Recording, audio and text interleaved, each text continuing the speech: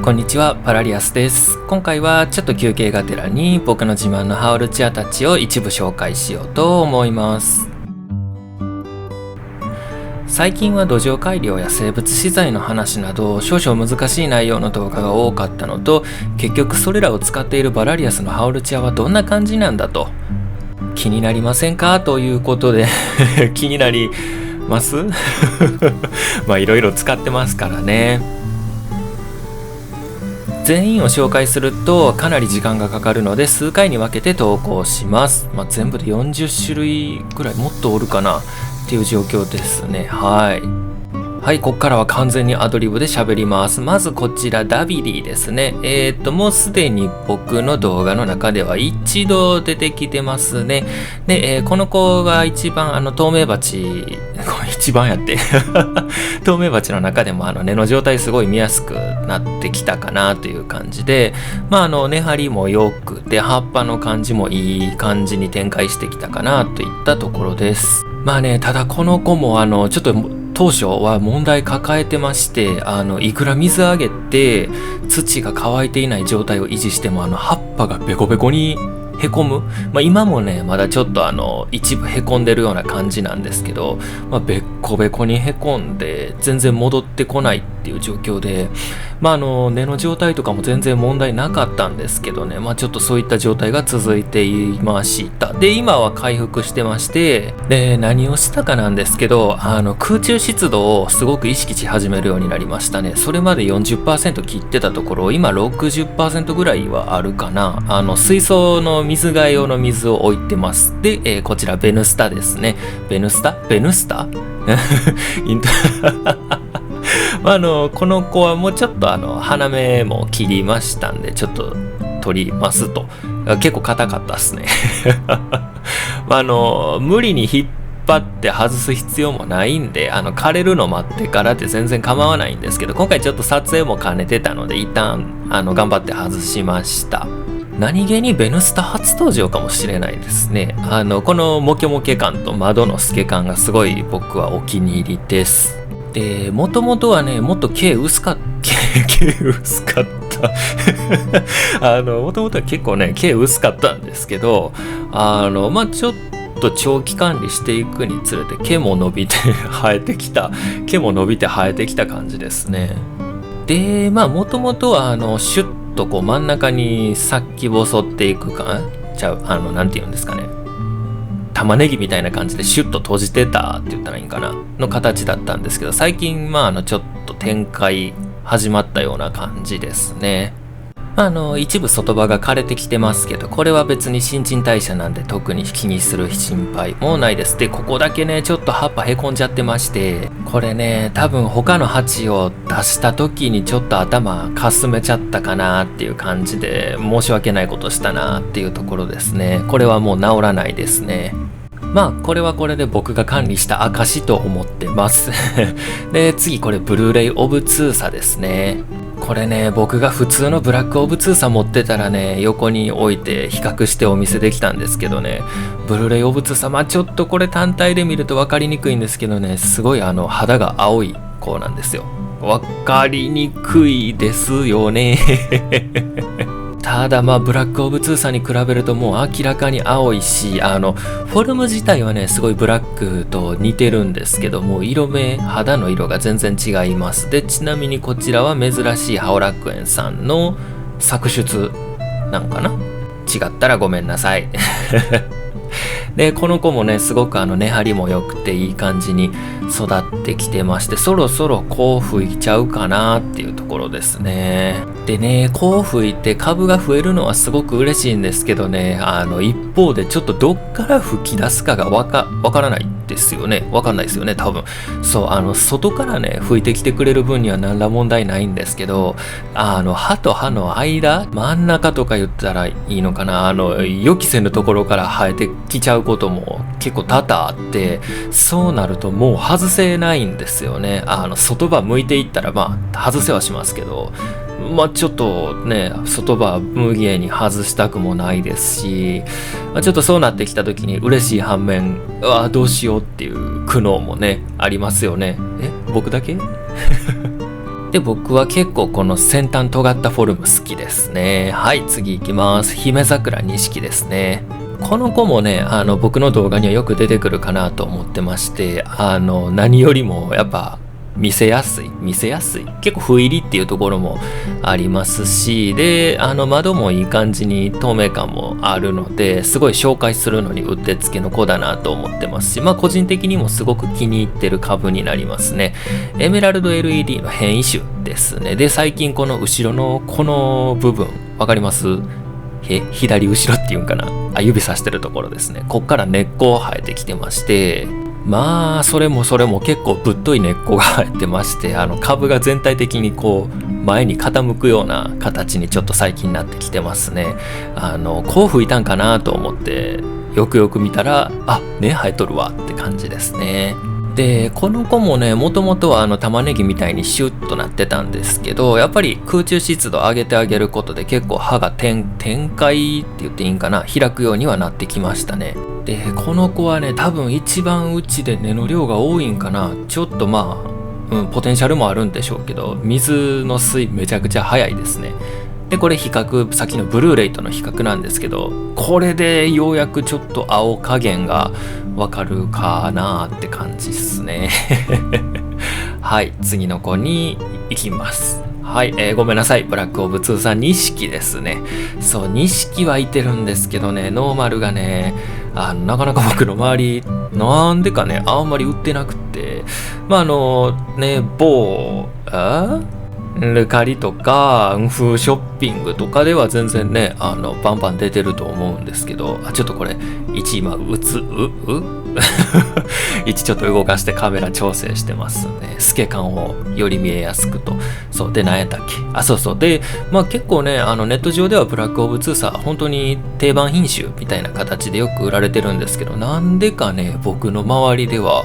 あんま売ってないですね。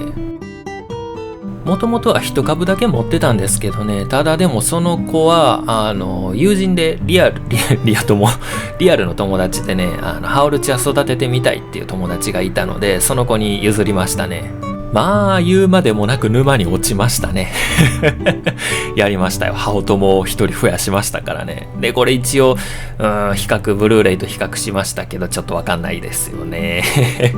はい、すいません。次行きます。はい、続きまして、白ミュータントですね。この子も何度か僕の動画には出てきてまして、この子も結構根の様子が見やすいところに根が張ってくれてていい感じですね。で、まあ僕が個人的にこの子を気に入ってるのはこの窓の感じなんですけど、上理がね、ほとんどないんですよね。もうなんか1、2本シュシュシュシュシュッと入るぐらいのかなり上理が少なくって、窓が際立ってるかなと思ってて、白ミュータントそこが、僕は好きな点ですよね。あとはやっぱり名前かっこいいですよね。ミュータントってね。で、真ん中から花芽も出てきてはいるんですけど、白ミュータントの花粉はほとんど使えないって聞きますし、実際僕も何度か後輩試したんですけど、やっぱ無理ですね。無理ですねというか、僕の環境では無理でしたね。何が無理って、おしべ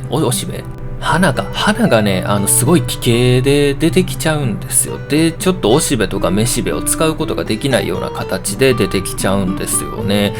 もしかしたら使えるのかな、根気強くいけば。で、次こちらですね。この子も何度か出てきましたね。テッセラータ。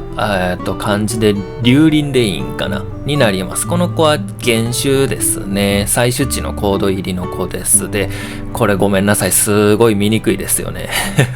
葉脈上理の部分がね、すごくいい感じで、で、歯のね、肌の色自体は緑で、そこにこの上理の感じがすごい竜の鱗みたいな、本当にね、龍鱗ってそのまんまやなと思うんですけど、すごい鱗模様が入ってね、爬虫類感のある、すごくかっこいい子になってまして、この子は片葉タイプですね。なんかでもその片葉の定義もちょっと僕あんまよく分かってなくて、いろいろ調べてると、その窓がないタイプのハオルチアは片葉ですとか書かれてるものも見たりするんですけど、なん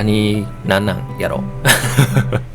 これはね、どうしてもちょっと窓の感じ、その竜の鱗っぽい雰囲気をお見せしたくって、今ちょっとこれ光源を追加しました。スマホのライトですね。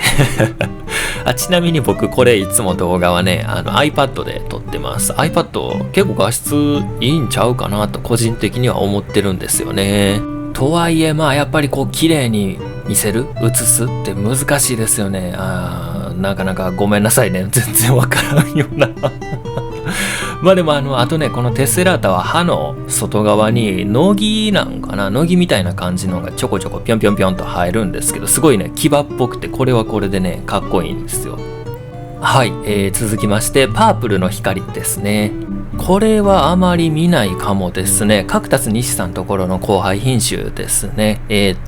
紫オブツーサとボルシーかなの2匹の掛け合わせになりますね。で、この子は結構小吹きも良くって、もうすでに2、3株子孫ができてまして、でね、負の遺伝がすごい綺麗に入ってくれましたね。たまたまやとは思うんですけどね。で、この子の特徴としてはやっぱり風がすごい黄色になるっていう部分ですかね。おそらく、この色目からおそらく、あれですね、クロロフィルが減ってカロテノイドの方が表に出やすいのかなといった印象ですね。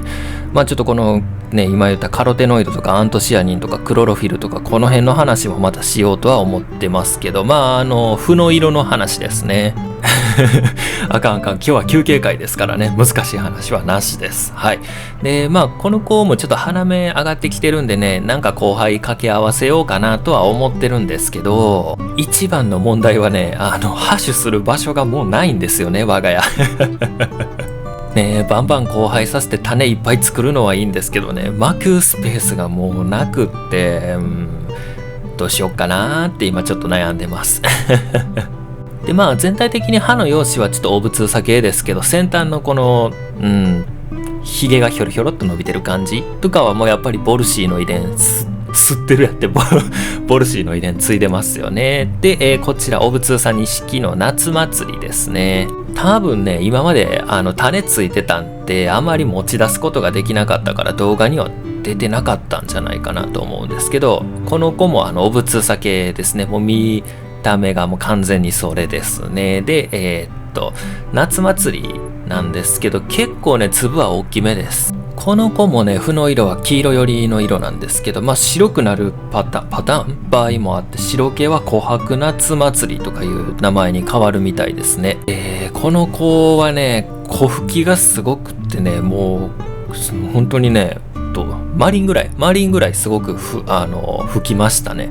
でね、ちょっと一個ミスったなと思ってるのが、この子かなり深植えにしちゃってて、僕結構深植えにするのが好きなんですけど、この子は浅植えの方が綺麗に見えたなっていうのを今ちょっとね、後悔、ちょっとね、申し訳ないなと思ってます。次植え替えるときは浅植えにしてあげようと思ってます。といったところで、今回はちょっと9株だけなんですけど紹介したんですけど、今この画面にも見えている通りまだまだいてます。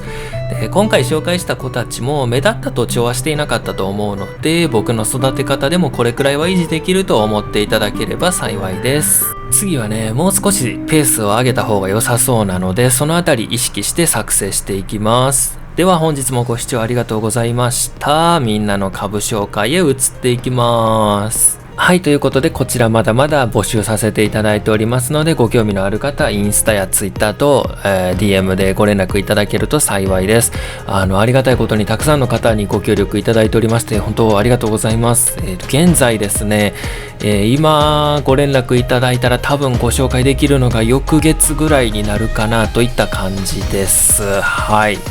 同じ品種でもね、育てる方によって全然見た目も変わってきますので、その辺も特に気にすることなく、ぜひご協力いただけると幸いです。はい、まず画像提供、ドリルウサギ B セイおばあちゃんさんより品種名トゥルンカータです。トゥルンカータいいですよね。これぞハオルチアっていう感じの、もう窓の感じとかがね、もう本当に素晴らしい品種だなと思ってます。基本品種っていうんかなですけども、本当に出来上がった植物子ですよね。でね、やっぱり飼育環境、飼育者によって全然姿形が異なるなっていうのはこの画像を見てもすごい感じてまして、トゥルンカーター、僕の環境下でね育ててるトゥルンカーターはどっちかっていうと三角形の窓かな、三角窓みたいな感じなんですけど、でドリルウサギ美声おばあちゃんのところのでトゥルンカーターはすごい丸い感じの窓になってますよね。先端がすごい丸い感じ、ぷくっと本当に紫オブツーサみたいな頭の形してますよね。まあなので十分な水分を吸うことができて歯にしっかり水が溜め込めてるんだろうなっていうのを感じますね。でもしかしたら気づいた方いらっしゃるかもしれないんですけど、これタグ、僕のタグなんですよね。実は小株がね、置き場所外したはいいけど置く場所なくなってしまった子とかをたまにルカリで販売してまして、ドリルウサギおばあちゃんには、ドリルウサギおばあちゃん略しちゃったドリルウサギさんにはお迎えいただいて、この子は実は僕の動画でも多々出てくるトゥルンカータと同じ子ですね。あれの子吹きした子ですね。だから遺伝的にはね、僕と同じ三角形が三角窓になるはずなんですけど、やっぱりこうやって差異が生まれてるってすごく面白いですよね。でね、ドリルウサギ美声おばあちゃんは亀を飼ってはるみたいで、その飼育水もちょこなんかな、ごめんなさい、ちょっと頻度は聞いてなかったんですけど、その飼育水を水やりにも使ってるとのことです。いやー、生態の飼育水って天然の肥料としてすごくいいと思うんですよね。亀もそうやと思うんですけど、糞とか尿とかから発生するものを、ちょっとやべえ、勉強チックになる水中のねバクテリアって、今僕の動画でいうところの微生物、細菌系ですね、バクテリアが分解することで、もうやめとこういい肥料になるんですよでやっぱそれをね使ってるから、こういった感じでしっかりふっくらとしたフォルムに仕上がってるっていうのもあると思ってます。はい、続きまして画像提供ヨックさんより、品種名ピグマエアミュータントですね。来ましたね、ピグマエアミュータント。いやね、僕ねピグマエアミュータント今めっちゃ欲しいんですよもちろんね後輩に使っても面白いっていうのもあるんですけど、やっぱりこのミュータント特有の裏窓の感じめちゃくちゃ綺麗ですし、でやっぱちょっとアトロフスカとは違ったこのなんていうんですかね、肉厚というか弾丸形状っていうのもすごくいいなと思ってます。でこのヨックさんのピグマエアミュータントもこれ花芽上がってますね。後輩とかされるんかなでね、これ前もお話ししたような気するんですけど、ミュータント系って本当にね水やり難しくって、いや難しいと思うんですよ、僕は個人的にね。結構ねすぐ歯へこむんですよね。で水をあげるんですけど、なかなか膨らんでこないっていうのも結構多くて、その点やっぱりこのヨックさんのピグマエアミュータントもすごい綺麗にふっくらと、成長点の方なんか本当にねふっくらしてきてますし、うまいことやっぱり水管理もされてるんだなっていうのを感じますね。画像と一緒にね DM の方でなかなかうまく育てられないんですっていうコメント入れてくださったんですけどね、どこがやねんってめっちゃええ感じに育ってますやんっていうのがもう僕の感想ですねいや感じ方はやっぱり人それぞれあるんですけどね、ただ僕としてはその飼育者が満足できてるんであれば、もう徒長してようが、奇形になってようが、もうあっちゃこっちゃから小株吹きまくって形崩れてようがもう全然構わんと僕は思いますけどね。このピグマエアミュータント、容姿もそうなんですけど、奥の葉っぱラメ入った感じのちょっとねいい感じの雪降ってるような、なんていうんですかね、光るオブツーサとか